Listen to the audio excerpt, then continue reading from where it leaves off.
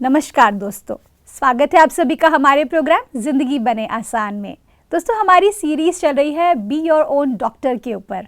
आज हम जानेंगे कि थायराइड ये एक ऐसी बीमारी है जो हमारी पूरी सोसाइटी में फैलती जा रही है। हम सब चाहते हैं कि हम उससे बाहर निकलें, लेकिन ये हमें बोल दिया जाता है कि थायराइड का कोई भी इलाज नहीं है सिवाय मेडिसिन्स के। आज हम जानेंगे कि किस तरह से हम थायराइड बीमारी से हमेशा के लिए निजात पा सके। इसके बारे में जानने के लिए हमारे साथ है करमजीत सिस्टर। आइए उनसे बातें करते हैं।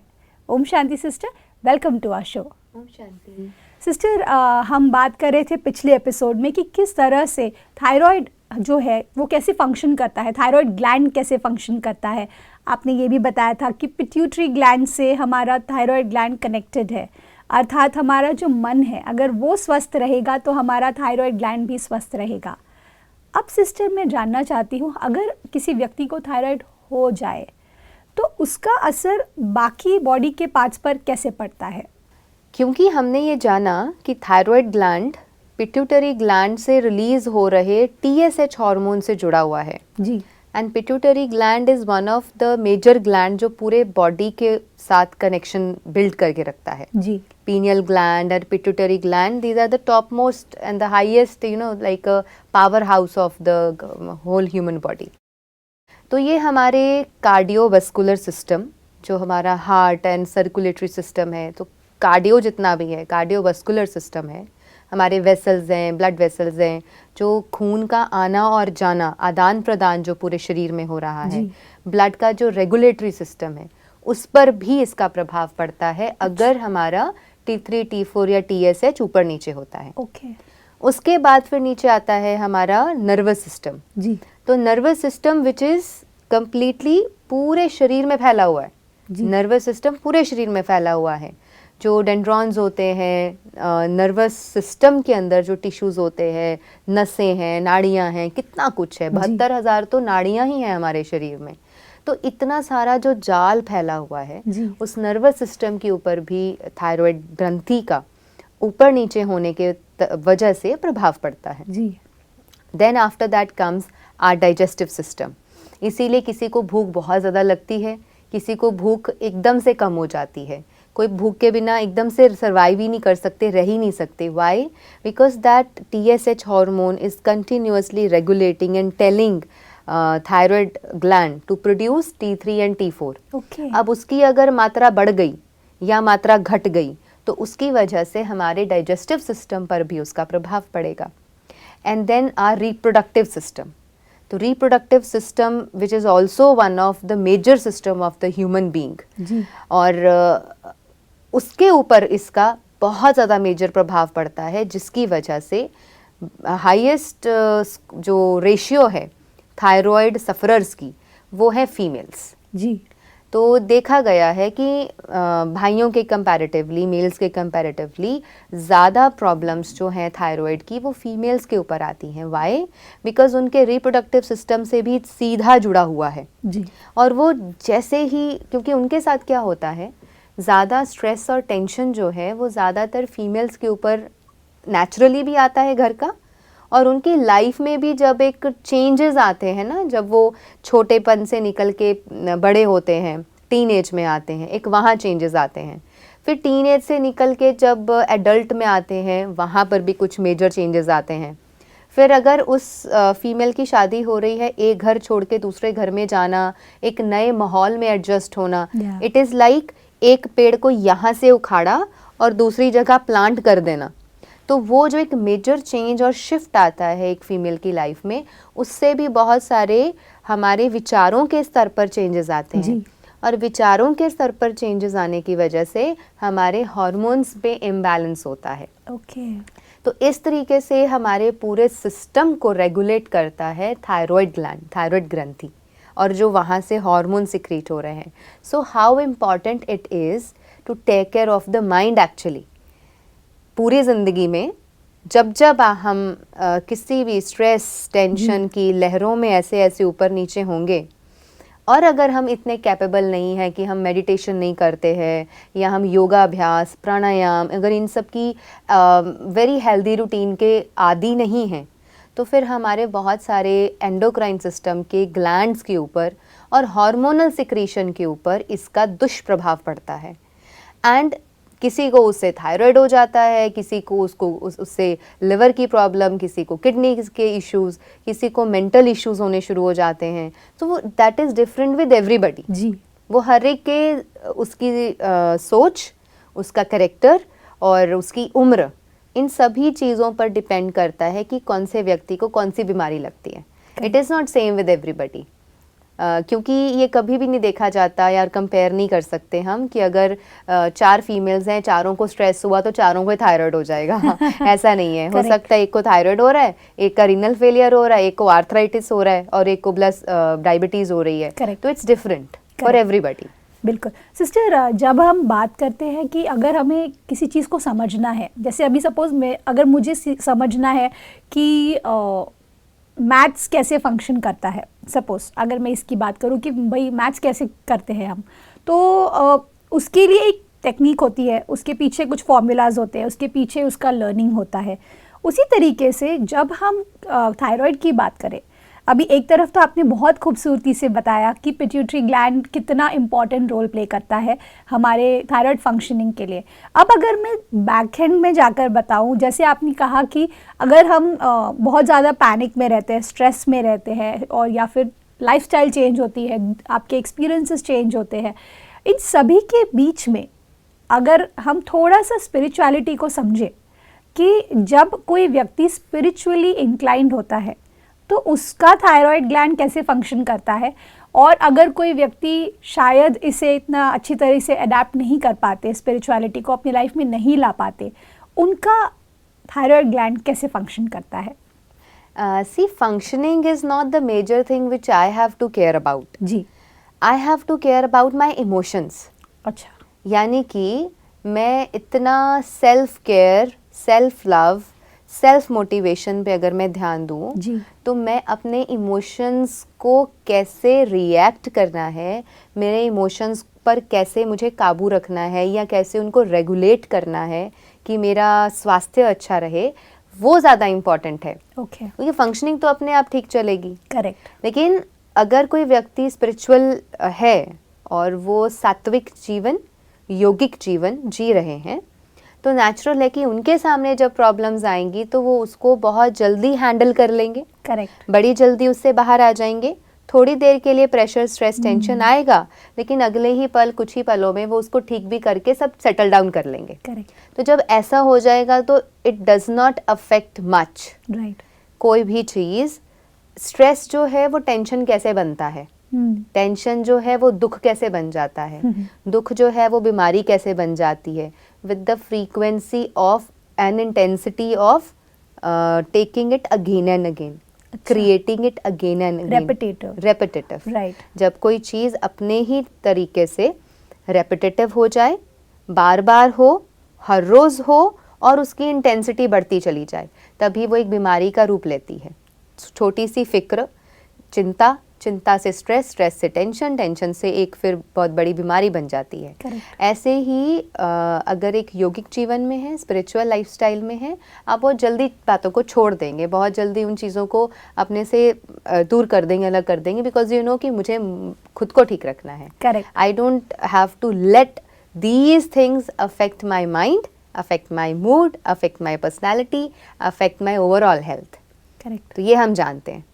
दूसरी तरफ अगर कोई व्यक्ति स्पिरिचुअल नहीं है और वो बहुत ज़्यादा दुनियादारी में और बॉडी कॉन्शियसनेस में और तेरा मेरा ईगोइज़म एंड हर्ट हो जाना, बहुत जल्दी रो लेना, बहुत जल्दी अपसेट हो जाना, अगर इन चीज़ों में है कोई व्यक्ति, खासकर अगर फीमेल्स हैं, बहुत जल्दी इमोशनल हो जाते हैं, बहुत जल्दी अपने ऊपर हर चीज़ को ले लेते हैं, तो अगर ऐसी चीज़ें होती हैं तो नेचुरल है कि वो कहीं ना कहीं फ्लक्चुएशंस फिर ज़्यादा होने लगती हैं। और वो फ्लक्चुएशंस की वजह से चीज़ें जब conditions and situations out of control हो जाती हैं, then we get ourselves into the trap of medicines और हम खुद को बहुत कमज़ोर भी फील करना शुरू कर देते हैं। हमें लगता है हमारे तो बस का ही नहीं है, अब तो कोई डॉक्टर ही कुछ कर सकता है, मेरे तो हाथ खड़े कर दिए। करेक्ट। सो ऐसी सोच और इस तरीके का जो एक एटीट्यूड है वो उस पर्सन का होता है जो थोड़ा बहुत भी स्पिरिचुअल या परमात्मा की तरफ इंक्लाइन नहीं है।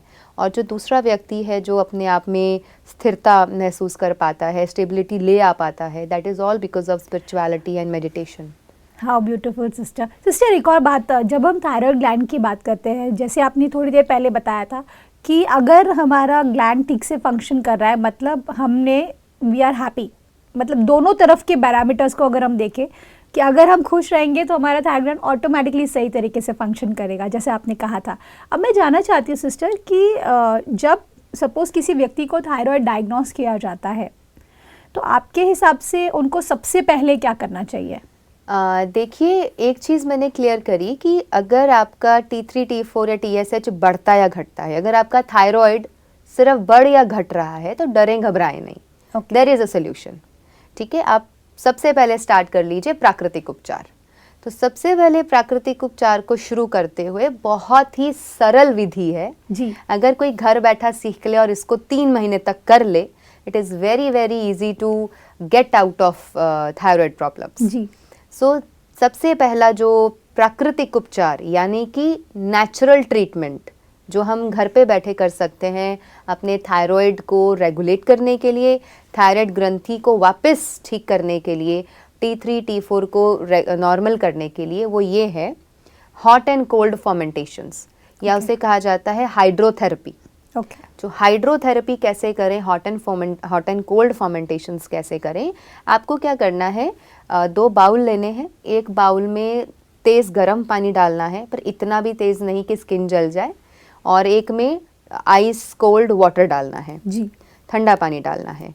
और आप दोनों में ही कॉटन की या तो सूती कॉटन लेकर के उसकी पट्टियाँ बना लें अपने गले के लंबाई के हिसाब से, जितनी चौड़ाई है गले की, यानी कि वो इतनी कुछ चौड़ी पट्टी बनेगी आपकी, तो वो इतनी लंबी जितनी कि आपके पूरे गले में लिपटी जाए, पूरे के पूरे जी। तो उतनी लेंथ में, यानी कि इतनी सी पट्टी आप ले लें और इतनी चौड़ी हो, तो आप वो कॉटन की पट्टी डबल या ट्रिपल फोल्ड करके आप दोनों बाउल्स में रख दीजिए।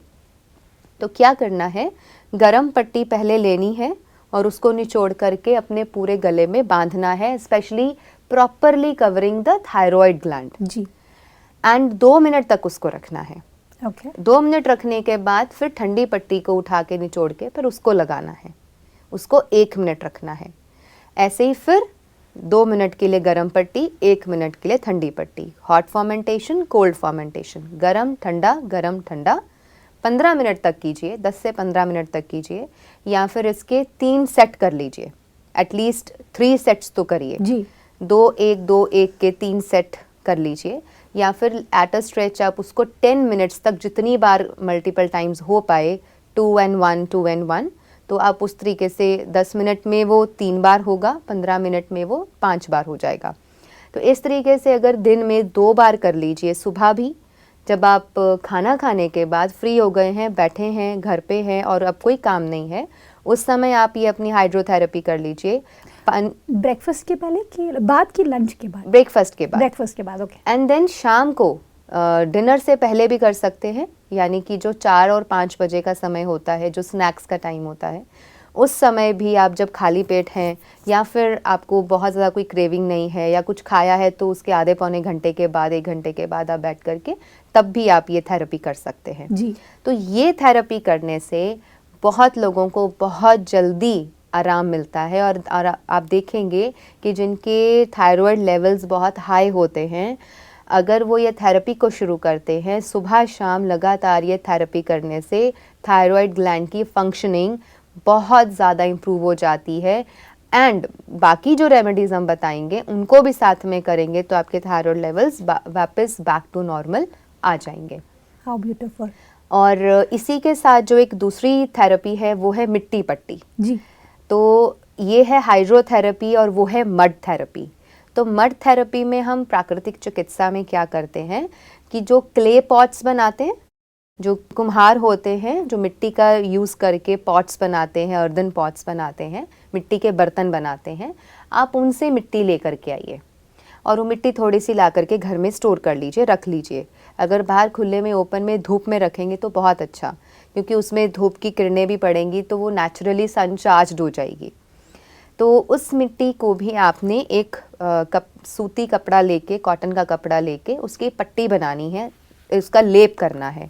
उसको मोटे फॉर्म में, जैसे एक रोटी होती है ना मोटी सी हम बनाते हैं, ऐसे ही पतली पतली लंबी उसको लंबे फॉर्म में वर्टिकली उसको बिछा देना है अच्छे से, एंड देन कॉटन का कपड़ा उसके ऊपर ही लगा के पतला सा, जो कि मलमल का कॉटन होता है, एंड देन उसको आप कॉटन की पट्टी को, इस मिट्टी की पट्टी को 45 मिनट्स के लिए आप अपने गले के आसपास प्रॉपरली टाई करके बांध के रख लीजिए। ऊपर से उसको सपोर्ट देने के लिए हल्का सा कोई भी कपड़ा आप लगा सकते हैं। तो इस तरीके से hydrotherapy and mud therapy, these are the very simple techniques. अगर कोई 3 मंथ्स तक इसको कर लें तो उन्हें बहुत बड़ा भारी लाभ देखने को मिलेगा, और उनको कभी भी मेडिसिन्स में जाकर के अपना कोई नुकसान करने की भी चेष्टा करने की ज़रूरत नहीं है।